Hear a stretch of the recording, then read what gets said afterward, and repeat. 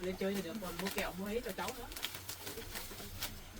Cháu quá tốt với gia đình bác rồi.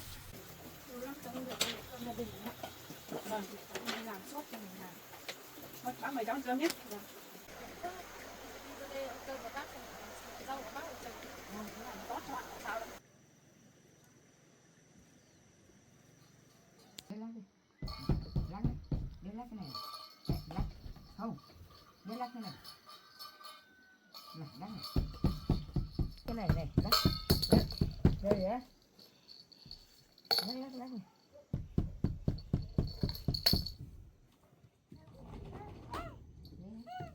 Lắc rồi.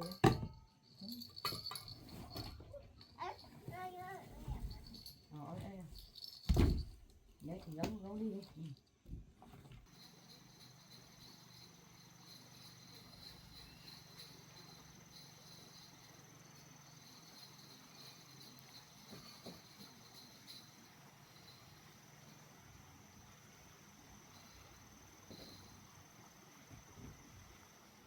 Bà ơi.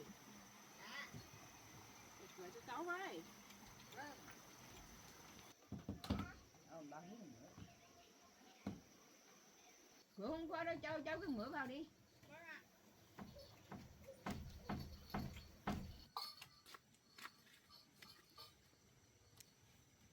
Đấy chào bà. Vâng.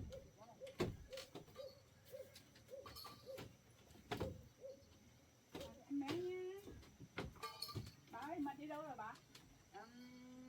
Cháu mình đi lấy phân chuồng này bỏ vào các cái rau này. Dạ. Bà ơi. Dạ. Thế con trai của cháu đi đâu rồi? Con trai của cháu thì đi hôm qua có đồng nghiệp làm việc với cháu về thăm cháu thì thấy sức khỏe cháu không ổn định, thế nên lúc đau đầu thì lúc lại không đau. Cháu bác sĩ kia, đồng nghiệp kia đưa cháu đi chiếu chụp. Ơi, về đi. Em bé khóc lắm rồi. Ồ, mẹ về rồi con ạ. Ôi, mẹ về rồi con ạ. Mấy em bé vào trong giường ngủ đi. Nó ốm đấy con ạ. Hôm nay nó nhiễu thế thôi. Bà ơi. Dạ. Chắc thì các cháu đồng nghiệp của con trai cháu thì lấy đi xuống chỗ chụp chiếu không bà? Vâng, hôm qua có cháu đồng nghiệp được cấp trên gửi xuống đem cháu đi chiếu chụp. Vâng. Thế cháu an tâm rồi bà. Vâng. Phải lấy đi chụp chiếu, cái đầu thấy đau nhiều quá bà. Vâng. Cháu ạ, hôm qua được cháu bác sĩ về đưa cho cháu bảo đi chiếu chụp, không thì đến bây giờ chưa biết tin tức gì. Không, nếu mà cháu bảo mà không đi có bác sĩ đưa đi thì ba bà cháu nhà ban đêm mà xảy ra bệnh hệ gì cũng không biết được, gọi được ai, điện thoại thì không có, điện thoại bà không biết thường dùng. Vâng. Mà bây giờ cũng chưa biết tin tức, cháu bảo không biết cháu bảo thế nào rồi. Chắc không sao đâu bà. Cháu tin chắc rằng là con trai của cháu chắc không sao. Đi khám thế này chắc điều trị chắc cũng bình phục nhanh thôi bà. Bà nghĩ bà cứ luôn luôn cho cháu bảo đấy. Không lo đâu bà, không lo. Bây giờ lấy đi đến chỗ khám ấy là có bác sĩ cao tay tận tình chữa cho sẽ khỏi thôi bà. Bà cứ an tâm đi, mà cháu không lo chứ, nhưng mà cháu cứ tin tưởng vào tay nghề bác sĩ thì cháu thấy an tâm đấy bà. Nhưng mà cháu bảo ở nhà cháu bảo lúc nào cũng bất tỉnh, lúc thì đau đầu nhiều, chả biết nhớ cái gì. Vâng. Thôi bà đừng buồn nữa bà. Con trai của cháu đồng nghiệp lấy xuống đấy khám chữa thế này thì chắc cũng 1-2 hôm nữa là cũng bình phục thôi bà, cũng khỏi thôi. Bà cứ yên tâm đi bà, không lo nữa nhé. Vâng. Ngủ à con? Đừng nhớ nhá. Thôi bà đừng buồn nữa bà. Vâng. Bà ăn khoai đi bà. Ăn khoai. Con vừa đi đâu về đấy? Lấy được phân không con? Đây là 2 bao á. Lấy về là xuống hướng rau con ạ, để nó tốt. Con ăn đi con. Thế cùng bà ăn nhá. Bà xin nhá. Nhơi. Lúc thì nhớ, lúc thì cười ghét lắm. Ăn đi nhỉ. Bài, Dạ. ăn với em bé đi. Hả? Nó khỏi nhớ. Nó cười tem tách kìa. Nó cười kìa.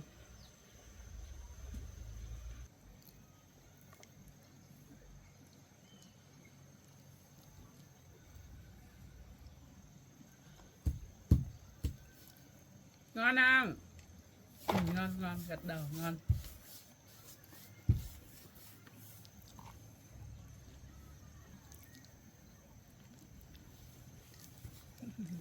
Chắc lúc nãy khó chịu con ạ.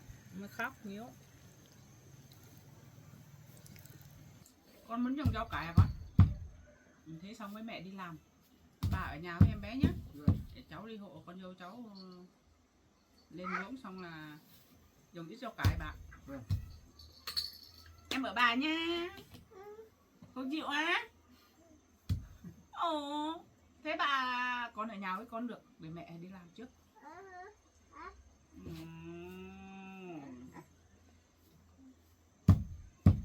Thế con ở nhà với bà cụ nhá. Này này bà bảo này, con ở nhà bà cụ nhá. Nhà bà cụ bà với mẹ đi làm nhá. Nhá.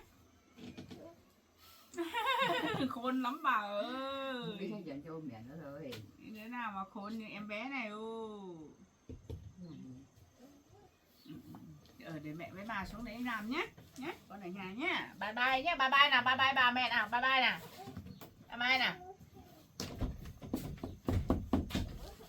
Đi đi. Bé nó sợ em xuống đây chơi được.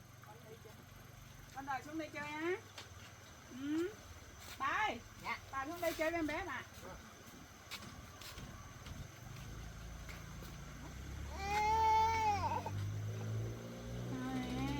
Hôm nay con nhớ thế, mỗi lần thấy ngoan lắm mà.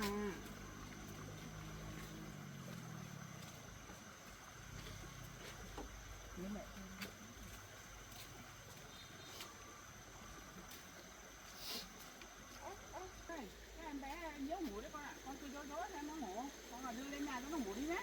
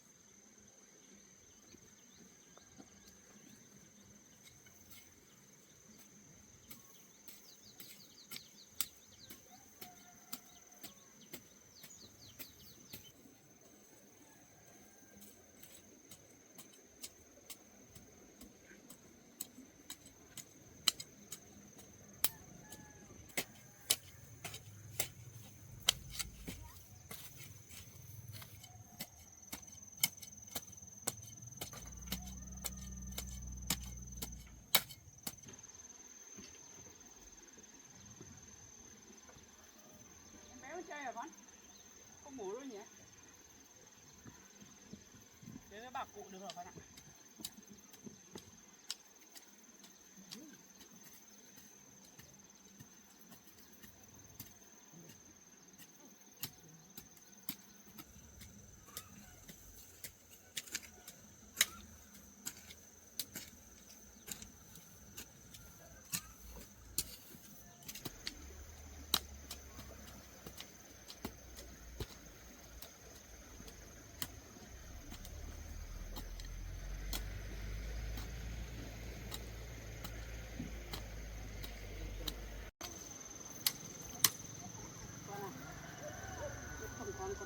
chưa con nhỉ?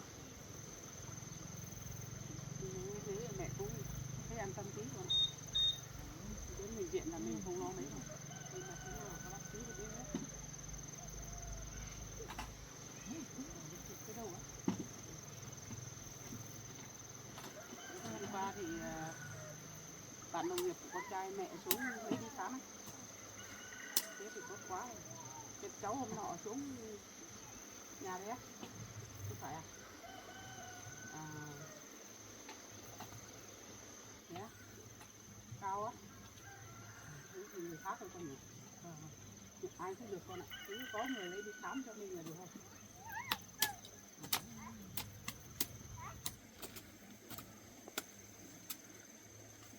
Chắc cũng sớm khỏi được về thôi con nhỉ? Mẹ cũng mong rằng con trai của mẹ không bị sao là được.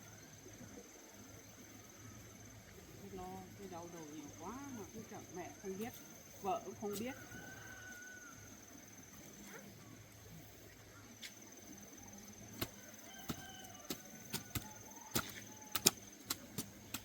Đi chơi rồi không?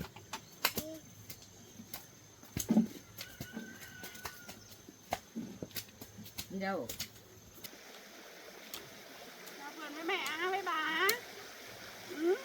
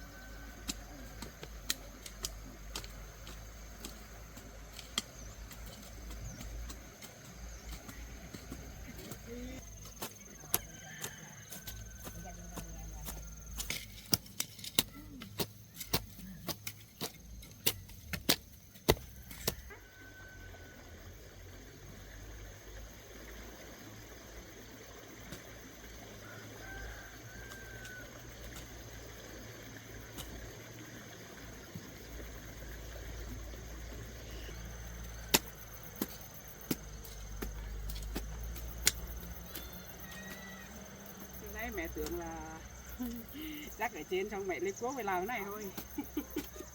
Không biết làm sâu cái này đâu.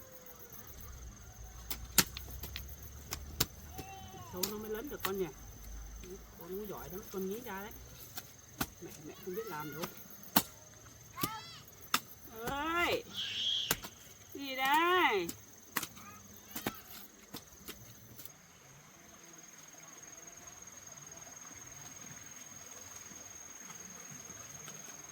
Để anh bảo được cái nào chưa?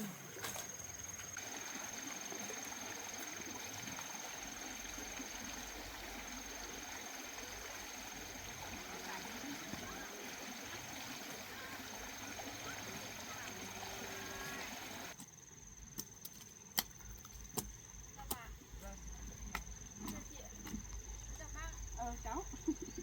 Cháu ơi chơi cháu. Ở nhà cháu ơi.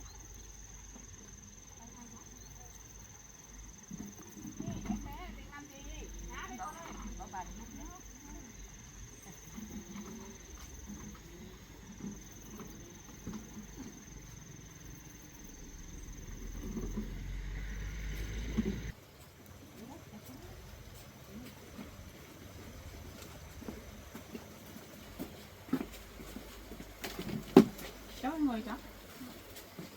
Bây giờ đến thăm anh bảo là có một chút quà. Cháu lên chơi là được, còn cầm quà cắp làm gì cháu? Ít quà. Sợ anh bé. Ba ngồi đây mà. Rồi, ngồi đây. Ba ngồi đi bà. Đấy, con đi chơi còn mua quà cho bố con nữa. Bảo đi đâu rồi bác? À, con trai của bác rồi. Tối qua thì bác cũng chạy xuống nhà xem nhà. Sáng nay bác lên thì thấy bà kể bảo là đồng nghiệp của con trai bác ấy lấy đi lên bệnh viện chụp chiếu rồi cháu ạ. Đỡ tí nào chưa đó? Bây giờ bác cũng chưa biết, chưa thấy tin tức báo về gia đình mà bác cũng chưa biết. Không sao đâu, cho cha bác thì chắc rằng thì con trai của bác sẽ đỡ. Mẹ ăn kẹo nhá. Lên chơi là được, còn mua kẹo mua ấy cho cháu nữa. Sữa nhá. Cháu quá tốt với gia đình bác rồi. Chụp lỗi một trước đi. Thôi không sao cháu ạ, không nói đến chuyện ngày trước nữa.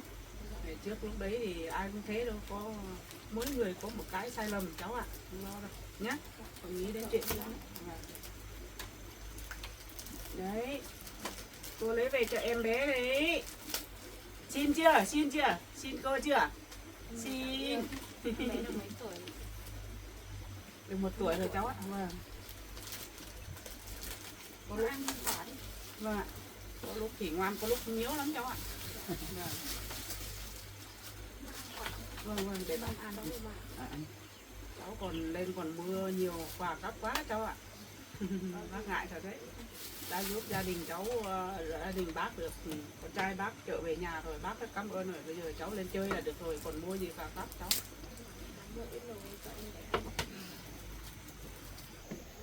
Bác ạ, hôm nay cháu xuống thăm anh Bảo, bác đừng có hiểu lầm cháu. Để xuống thăm xem anh đỡ tí nào chưa. Vâng, cháu không lo đâu cháu ạ. Bây giờ bác nghĩ cảm ơn cháu còn không hết đấy, sao bác phải hiểu lầm cháu. Bây giờ muộn rồi, cháu ở lại với gia đình bác ăn cơm nhé. Ở trên một lần để gia đình bác cảm ơn cháu. Bác Thế thì ngại quá cháu. không ngại đâu cháu ạ, ở đây chơi nhé. Con ơi, chúc hai mẹ con mình làm cơm đi, bảo em ở với mình chơi nhé. Thôi chắc cháu đi về thôi, ở đây làm phiền nhà bác quá. Thôi cháu ạ, không sao đâu mà, ăn một bữa cơm thôi mà, không sao đâu, ở đây với bác nhé, ở đây với bác thôi. Con nghĩ nào với bà để mẹ làm cơm nhé. À đây nhỉ, sữa của ai lấy về cho con đẹp thế nhỉ? Cô lấy về cho đấy, cô lấy về cho em bé nhiều thế, đấy, thấy chưa? Cháu ơi, bây giờ cháu làm gì đấy, cháu còn đi học không? Bác ạ, đợt trước kia thì cháu cũng làm nhiều chuyện xấu. Xong rồi cháu về nhà xong bố cháu đuổi cháu đi lên trên lán ở. Nên là cháu chả biết làm gì. Chắc sau này bố cháu cũng hiểu cho cháu thôi cháu ạ. Cháu không đi lên trên đấy ở nào thì khó khăn quá, cháu cứ về nhà thì xin lỗi bố, xong rồi bố cho cháu cái xe để đi lại. Thôi không sao đâu cháu ạ. Làm con người mà đằng nào có lúc sai, có lúc đúng cháu ạ. Hôm nay cháu có đuổi cháu đi.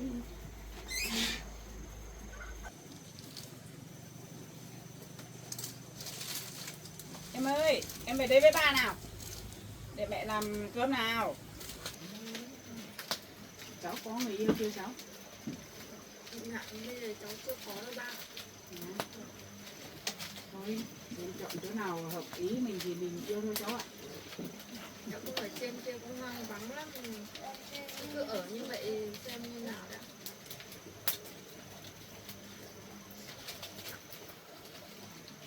Thôi, cháu ngồi với bà cụ ăn quả nhé. Để bác đi hái rau con dâu của chồng bác đây nhé.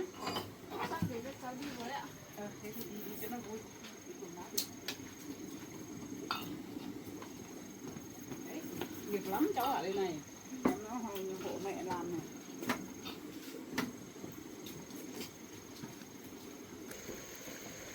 Phần dâu tốt lắm. Cái này làm ra hoa rồi. Qua bác còn 4 phần để quên ở đây này. Bà đến là phải.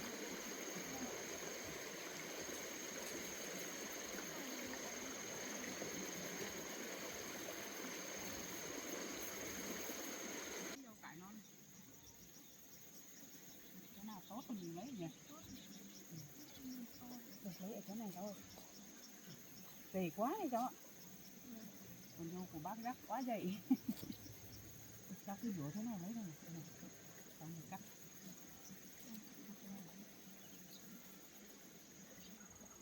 Cả này tốt này. Con dâu bác giỏi chăm chỉ đấy. Vâng. Được nhiều rau này tốt đấy. Chăm chỉ lắm cháu ạ. Lúc nào cũng ở vườn làm rau. Chị ấy hay đi làm gì bạn? Hay đi vào vườn nhặt rau này, đi bán để kiếm tiền. Xong về nhà lại vào vườn làm rau thế này thôi cháu ạ. Vâng. Chị có chăm chỉ, anh bảo tốt thật lấy được chị đấy. Con trai bác thì lúc nào cũng đi công tác rồi, lâu lâu mới được ở nhà với vợ, để giúp vợ.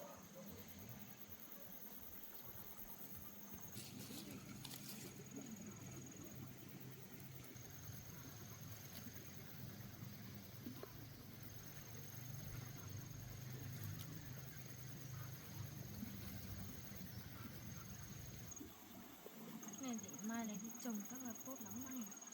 Cái này nó, cho nó lớn tí rồi các bạn. Nó lớn tí mình dùng nó tốt, không hết. Người gieo nhiều người xong ăn được hết đó. Con dâu của bác thì độ nó lớn lớn là vừa để ăn là vừa đem đi chợ bán cháu ạ. Vâng. Chị ấy chăm chỉ nhỉ. Vâng, bán cũng được, bán cũng được đấy. Chắc mai cháu cũng phải học hỏi chị đấy này. Vâng. Bây giờ cháu ở trên đấy chẳng có gì làm. Học tập dần sao được cháu ạ, không sao được nhé.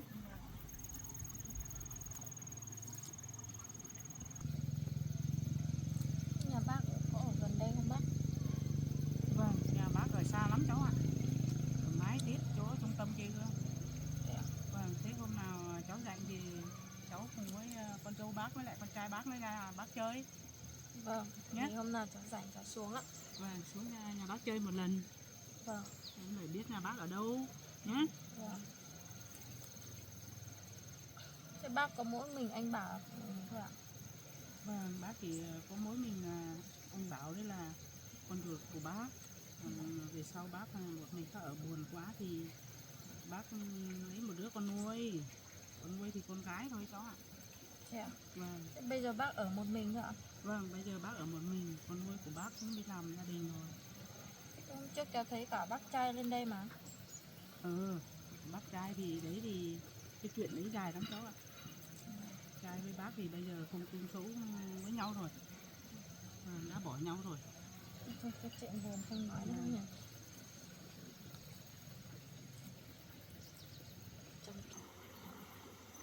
Cũng được nhiều đấy, hay là đủ ăn rồi bác nhỉ?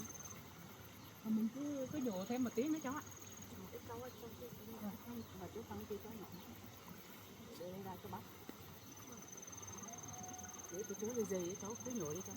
Cái này to. Cháu cứ không nhổ đấy, cứ nhổ thế này cháu mà đưa đây ra cho bác nha.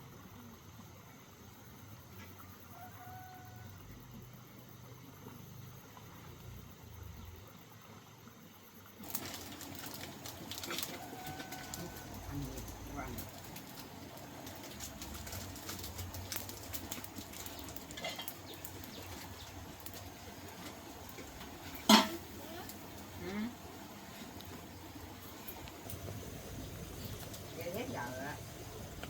Đi ra anh ngồi dưới chứ.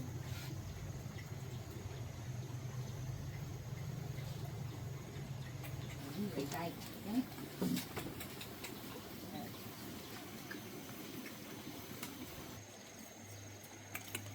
Cái đó, cứ cặc kìa. Cúc cúc cúc cúc. Cháu ơi, cháu đủ ăn rồi đó. Tí còn nước muối nước xào nữa.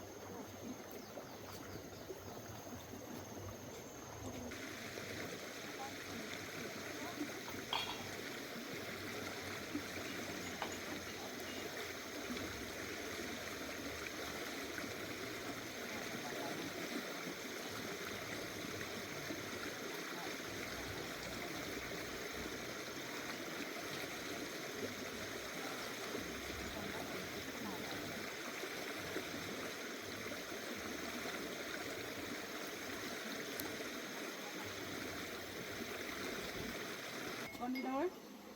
Con đi mua thức ăn á? Thế con đi đi. mua đi nhá, để mẹ ở nhà làm mẹ nấu canh cho.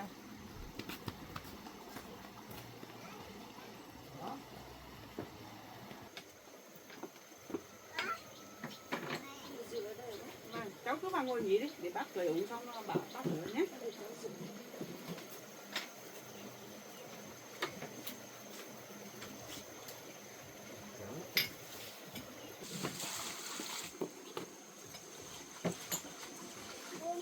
Này lấy nước ở đâu về ấy bác? Mắc từ trên kia về nấu ạ.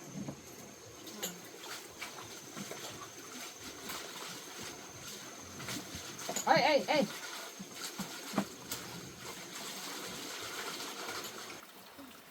Sao hết nước rồi bác? Rồi, nước về rồi cháu ạ. Được qua về đấy. Nước ở đây á? Vâng, đấy, đang về rồi. Chắc con dâu của bác đi mua thức ăn qua xem nước rồi. Nước đã hết rồi.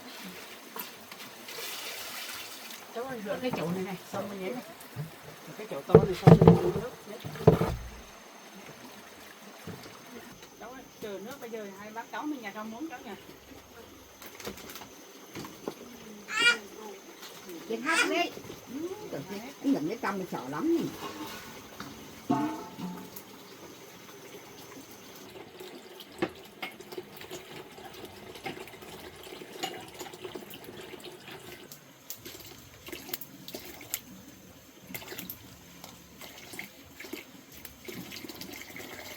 Cháu ơi, cháu nhà cháu muốn cho bác nhé. Để bác rửa cái này đi nấu trước nhé.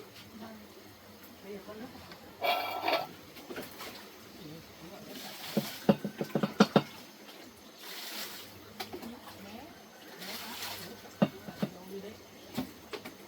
Em ơi, em để bà nấu canh chờ mẹ nào. Ngoan nào.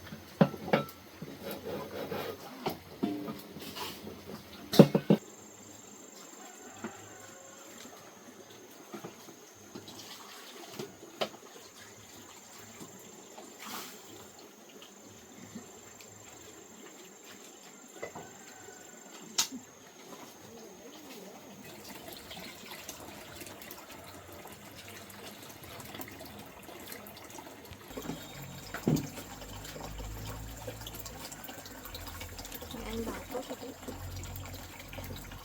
Nhặt ở tít dưới kia mà nó nào cũng lên đây chờ con. Lên đây hộ chị nấu cơm nấu ấy.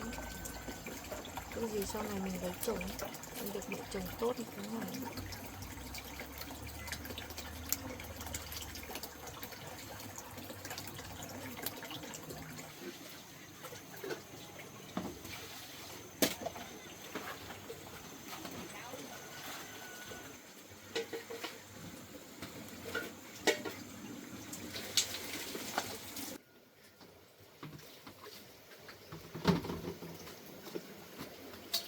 Thế vậy rồi con. Để thịt á. Thịt được. Cháu ơi, cháu ngồi nghỉ đi cháu.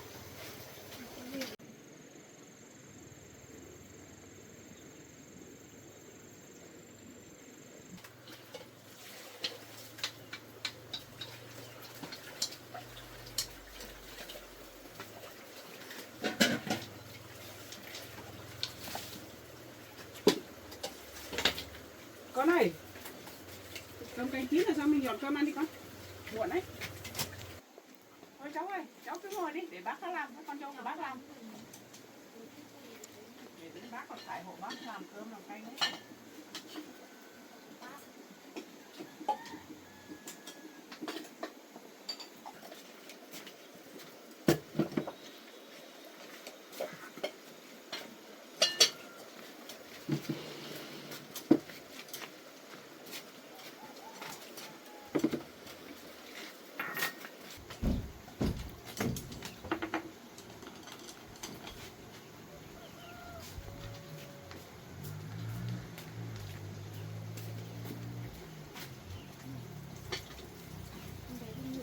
Vâng, đi ngủ. Cháu ơi, cháu ngồi xuống bàn đi cháu. Xuống bàn để ăn cơm. Đấy, nhà bác thì tiền toàn thế thôi cháu ạ.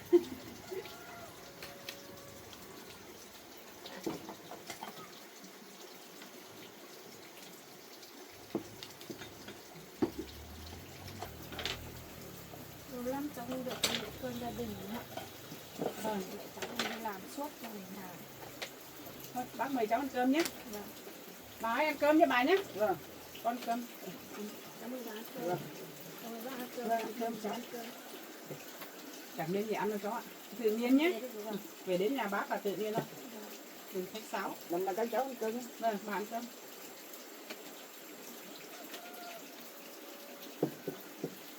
Ăn đi cháu ơi, ăn đi. Vâng. Con không ăn đi nhé. Ăn cho khỏe vào.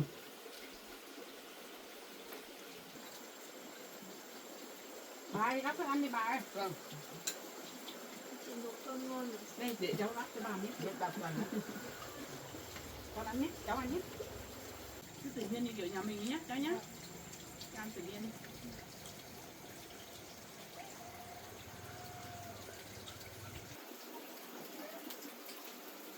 Anh bảo đi mấy hôm mới về bác. Chắc là khỏi là về thôi cháu ạ. Bây giờ cũng không biết nữa. Nhà bác không có ai đi chăm à? Thôi, cái đấy là không lo đâu cháu ạ. Ở đấy ta có bạn đồng nghiệp 100 rồi. Này.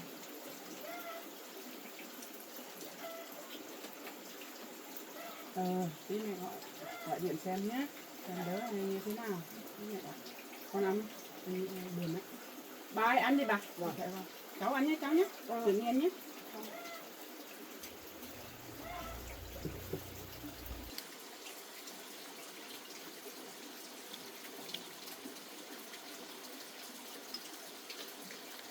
Bán rau mà.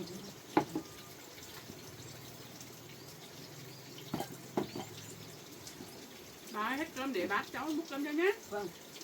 Thấy không?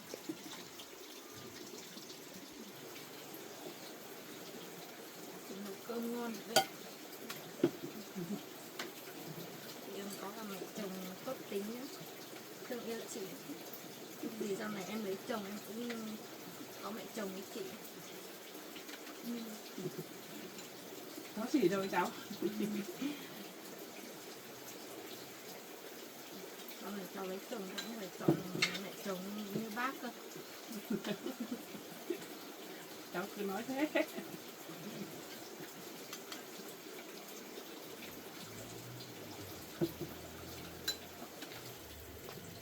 Cháu ơi, cháu cứ ăn đi cháu ạ. Bà ơi, cứ ăn đi. Vâng. Thức ăn còn nhiều lắm, ăn đi, ăn cho nó no vào nhé. Vâng. Vâng. Bác cứ để cháu tự nhiên. Để mẹ. Đừng làm khách nhé, khách sáo tí về đói đấy. Bảo về nhà bác lại nhịn đói về nhà là không được đâu đấy. Vâng, cháu ăn được. Vâng.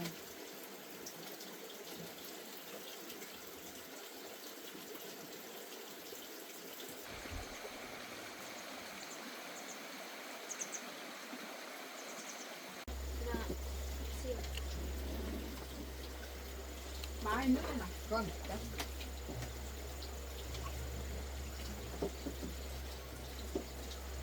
Cảm ơn bữa cơm của bác. Cháu cứ làm khách đấy.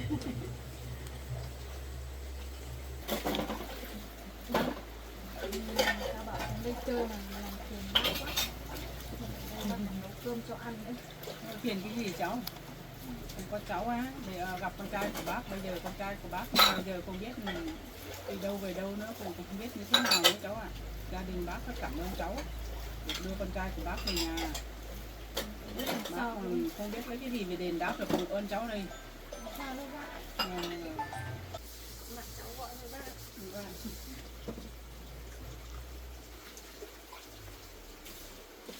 Thế bây giờ cũng muộn rồi, cháu ăn cơm cháu cũng xin phép bác cháu đi về. Vâng. Bác cũng cảm ơn cháu nhé. Vâng. Cảm ơn nhiều ấy. Xin phép bà cháu đi về ạ. Vâng. Cháu về nhé. Để lúc nào mà có thời gian cũng chơi lại nhé. Cháu đi về nhé. Vâng ạ. Hôm nào rảnh cháu lại xuống nhà con trai bác chơi nhé. Mà hôm nào anh bảo về thì cháu xuống thăm anh bảo. Vâng. Thì cháu về nhé. Vâng.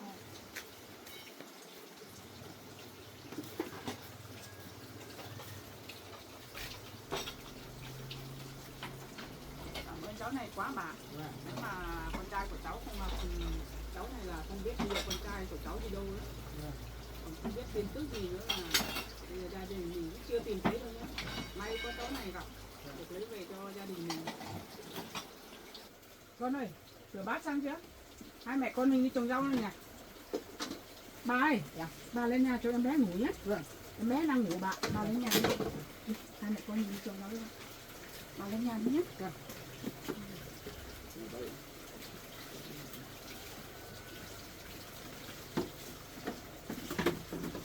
Con sợi nhỏ con này.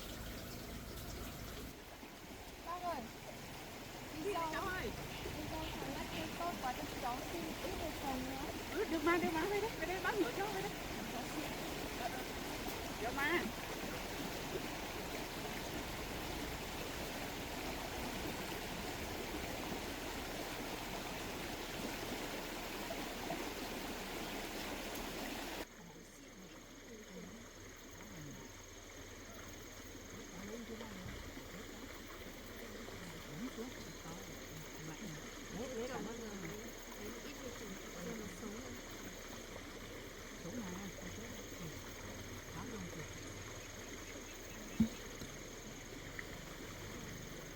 Con này rồi thì đi.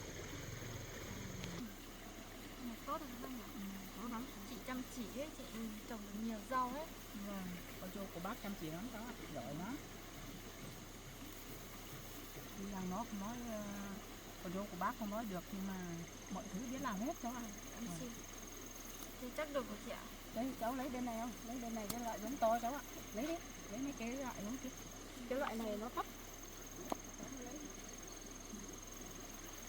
Được rồi chị ạ. Thế được rồi. Nhưng mà sẽ lấy mỗi thứ một tí xem cháu ạ. Đi hết bác. Không biết không có. Chị ạ. Đi ra đây ăn cơm là bác thì xin lại rau của bác thì trồng. Thôi, thế này nó tốt cháu ạ, không sao đâu.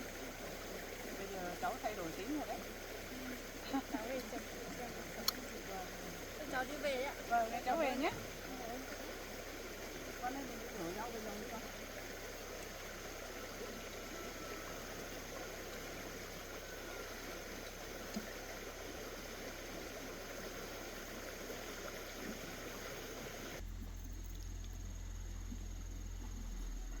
Cháu về đấy ạ. Cháu về nhá. Vâng. Về mấy hôm con trai của bác về cháu lại xuống chơi nhá. Vâng ạ.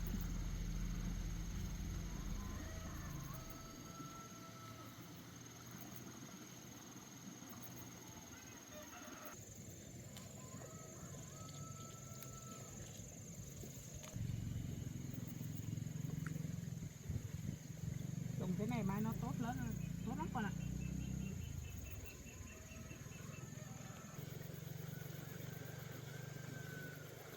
Con ơi, chắc mẹ hộ con trồng rau xong mẹ cũng về thôi. Thì mẹ đàn lợn vừa mới đẻ đấy, không có ai chăm sóc cho mẹ. Mà bây giờ con trai của mẹ cũng đi bệnh viện rồi, bị chụp chiếu rồi, con ở nhà với bà con cũng cẩn thận này nhé. Ở nhà thì bảo bà nhớ đóng cổng này, con đi đâu con cũng khóa cửa cẩn thận vào nhé. Mẹ đi 1-2 ngày mẹ lại lên thôi nhé. Không về cũng không được. Bây giờ con trai mẹ cũng không ở đây rồi, có mình con với bà thì con biết cẩn thận mà.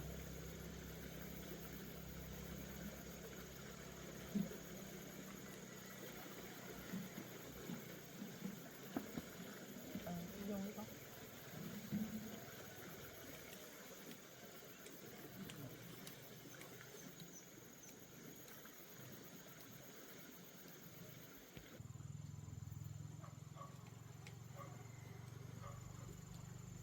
Đâu trước.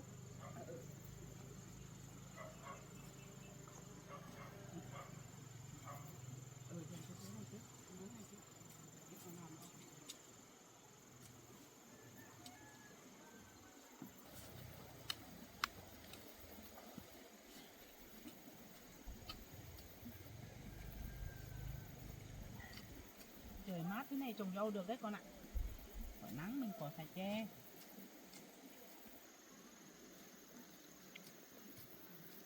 Bà không nghỉ à bà? Bà không nghĩ đâu, chưa bà nghĩ. Cái này cái này cái ngọt này. Ừ.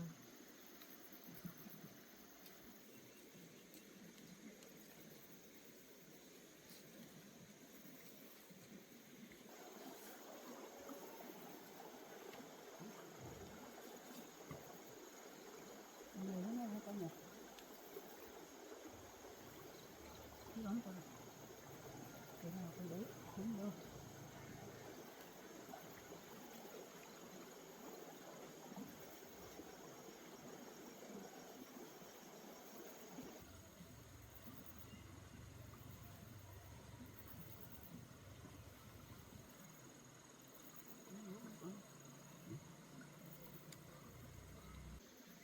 Cái cháu ấy bây giờ chắc không sống như trước rồi con này.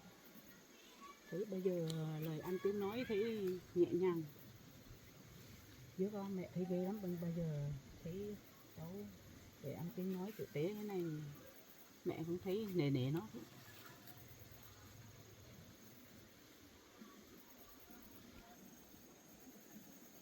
May con trai của mẹ còn gặp được cháu này, được lấy về nhà con ạ.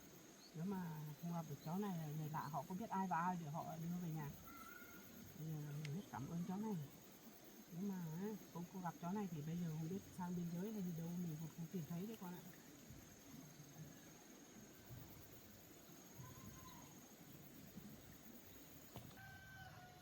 Con ạ, tí nữa là mẹ về thì con không lại buồn, không ăn uống là không được đâu nhé con nhé. Nếu mà đi làm đấy, con đừng có mà đi xa, làm ở quanh quẩn gần nhà này thôi. Nếu không làm cái gì cũng được, mình ở nhà thôi, chờ mẹ với lại chồng con về nhà xong mà hãy đi làm xa hay đi làm gì hay đi để mẹ đi cùng, hoặc là chồng con đi cùng thế này thôi nhá. Tí mẹ về là mỗi mình lại nghĩ nhiều lại buồn là không được đâu nhá.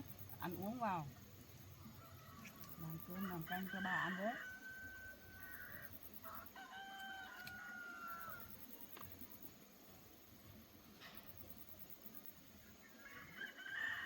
Biết rằng là mẹ ở xa, mẹ không được ở với con. Nếu mà trời sắp xếp cho mẹ được ở với con thì hai mẹ con mình cùng nhau ở với nhau suốt thế này là quá tốt.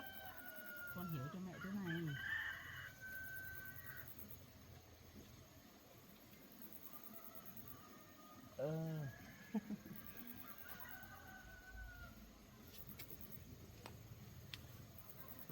Đi nhỏ một tí nữa con mới đủ.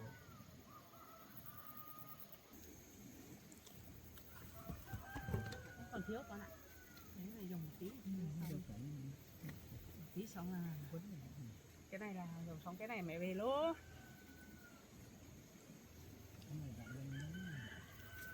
Bà nghỉ không nghỉ.